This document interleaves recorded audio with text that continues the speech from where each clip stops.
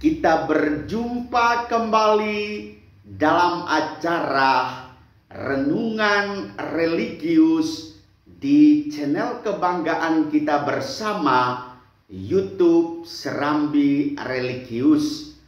Ibu bapak, saudara-saudara umat Allah yang terkasih, meski masih terasa suasana duka, barangkali di antara kita juga masih diliputi oleh rasa takut.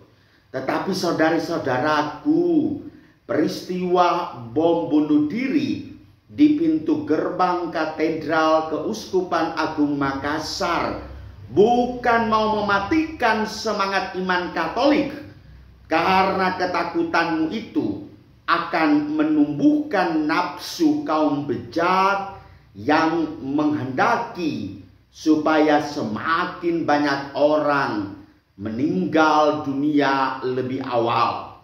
Namun saudara-saudariku yang terkasih, di dalam nama Tuhan kita Yesus Kristus Sang Pemimpin yang melayani, kita akan merayakan pesta Kamis Putih.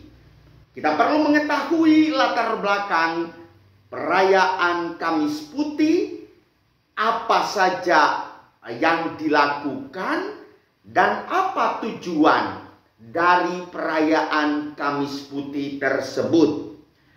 Kamis Putih adalah salah satu bagian dari Trihari Paskah yang berakhir pada perayaan Minggu Paskah. Maka dia terdiri dari Kamis Putih, Jumat Agung, dan Minggu Paskah.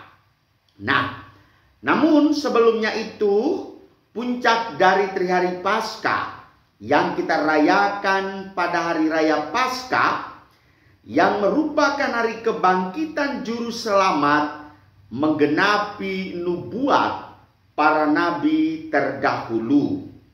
Paskah merupakan salah satu dari hari besar agama Kristiani, dan tanpa ada Paskah tidak ada iman akan Kristus, karena soal kelahiran itu hal yang biasa, soal hidup hal yang biasa, menderita hal yang biasa, sakit hal yang biasa, meninggal hal yang biasa. Tetapi kebangkitan adalah hal yang luar biasa, dan perlu kita sadari dia melewati masa Trihari Suci, yaitu Kamis Putih, Jumat Agung, dan Sabtu Suci yang berpuncak pada Paskah tersebut. Bagaimana sejarah terjadinya Kamis Putih? Saat perjamuan kudus berlangsung, Yesus memotong tubuhnya dan mengambil darahnya. Tubuhnya tersebut dipotong-potong dan menjadi roti. Darahnya tersebut dijadikannya sebagai anggur. Inilah yang disebut dengan transubstansiasi. Maka kalau dalam perayaan Ekaristi, ketika pastor memberkati hosti, dia akan berubah menjadi tubuh Kristus. Ketika dia memberkati anggur, dia merubah menjadi darah Kristus. Suatu hal yang sangat luar biasa. Namun kalau bagi orang yang kurang beriman, mereka mengira bahwa hal ini bukanlah tubuh dan darah Kristus yang sejati, lalu mereka terpeleset masuk ke dalam praktek kanibalisme. Ibu bapak, saudara-saudaraku yang terkasih, sejarah Kamis Putih berawal dari perjamuan yang merupakan inti dalam setiap perayaan Ekaristi. Nah, ibu bapak, saudara-saudariku yang terkasih, inti makna dari Kamis Putih, Yesus hendak mengajarkan bahwa seorang pemimpin bukanlah menjadi pribadi yang dilayani, melainkan pribadi yang melayani. Dewasa ini Kita sering melihat pemimpin yang maunya dilayani saja, tetapi dia tidak pernah dilayani. Sebagai pengikut Kristus, hal itu tidak ada.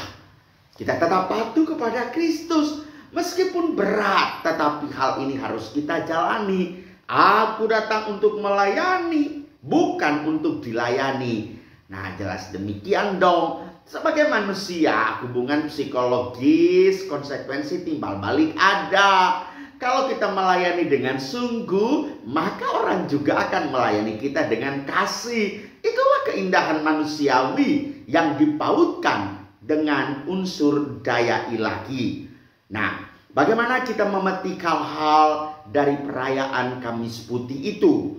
Yang pertama, belajar pelayanan dan kerendahan hati, sebagaimana kita mengikuti Yesus Kristus yang melayani kita dengan rendah hati. Yang kedua, berdoa dan kasihilah musuhmu. Yesus mengalami pergulatan yang luar biasa, tetapi Yesus tidak pernah membalas apa kata sindiran, apa kata ejekan, apa kalimat cemoohan. Malah dia mengatakan, ya Bapa, ampunilah mereka, karena mereka tidak tahu apa yang mereka lakukan. Dan yang ketiga, nafsu duniawi akan membawamu kepada maut. Dalam hal ini merupakan efek dosa. Sebagai manusia, kita juga sering dikuasai oleh kekuatan-kekuatan duniawi. Tetapi saudara-saudariku yang terkasih, Yesus menyadari jangan sampai kita melupakan pesan kuasa keilahian yang menghantar kita kepada cinta akan kebangkitan, dan sesungguhnya adalah merupakan bagian dari perjalanan iman kita. Ibu bapak saudara-saudaraku yang terkasih, kita akan merayakan pesta Kamis Putih, puncaknya perayaan Paskah.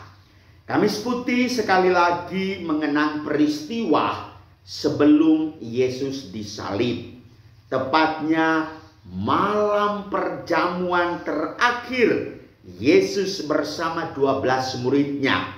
Oleh karena itu, saya mengakhiri intisari permenungan tentang Kamis Putih dengan beberapa kesimpulan. Yang pertama, ingatlah malam terakhir kita akan berpisah dengan Tuhan Yesus Kristus dan kita hendak makan perjamuan bersama. Dalam perjamuan tersebut, Yesus berbagi roti Paskah dan membasuh kaki para muridnya sebelum penyaliban. Hal ini menjadi teladan bagi umat Kristiani. Dengan demikian, pembasuhan kaki sebagai lambang kerendahan hati dan ajaran untuk melayani, sebagaimana sudah saya sampaikan pada bagian awal tadi. Dan Yesus juga menggambarkan keinginan untuk menjadi hamba yang mau melayani orang yang hina dan dina sekalipun. Saudara-saudari umat Allah yang terberkati, tradisi pembasuhan kaki juga diartikan sebagai simbol bahwa seseorang harus menjadi bersih. Simbol kaki yang kotor mengingatkan umat Katolik untuk membersihkan hati dan batin dari segala yang menodai diri. Lalu yang ketiga, catatan kesimpulan bahwa dalam perayaan Kamis Putih, umat Katolik akan mengikuti ibadat misa dan upacara pembasuhan kaki sebagaimana sudah saya sampaikan tersebut. Nah, dengan demikian, inilah tradisi-tradisi warisan yang dilakukan oleh Yesus pada perayaan Kamis Putih. Oleh karena itu, ada 12 rasul sebagai simbol Yesus membasuh kaki para muridnya, dan juga dia akan berbagi tubuh dan darahnya menjadi santapan rohani bagi kita semua. Dan menariknya lagi, pada perayaan Kamis Putih, pemandangan yang indah penampilan umat beriman sekalian, yaitu memakai pakaian putih. Luar biasa. Tetapi apakah Anda sudah mengerti dan mengenal makna Kamis Putih? Ikutilah ajaran-ajaran gereja menyampaikannya dengan penuh hikmah sebagaimana sudah saya sampaikan di sini. Tuhan memberkati kita semua. Deo gratias. Amin.